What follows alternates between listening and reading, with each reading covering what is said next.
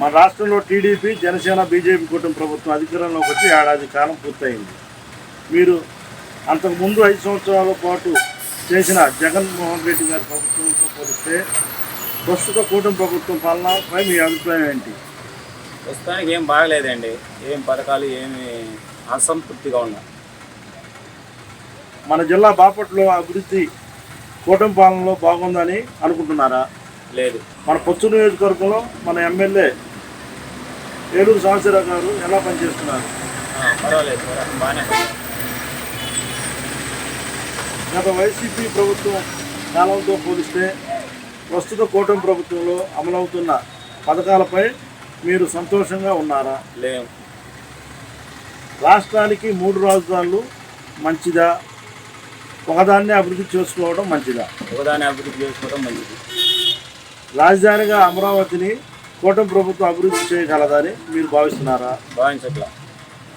ఏపీకి జీవనది అయిన పోలవరం ప్రాజెక్టు నిర్మాణాన్ని ఈ ప్రభుత్వం పూర్తి చేయగలదని అనుకుంటున్నారా? నమ్మకం లేదు.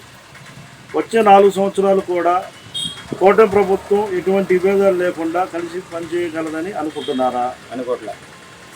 3 రాజధానుల బదులు అమరావతి ఒక రాజధాని అభివృద్ధి చేయడం వల్ల వైజాగ్, కర్నూలు రాజధాని అయ్యే అవకాశాలు కోల్పోయింది.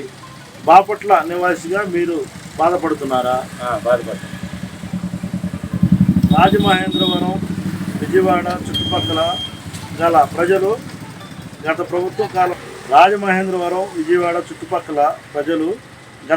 కాలంలో బ్లేడ్ బ్యాచీలు, గంజాయి బ్యాచీలతో బదులు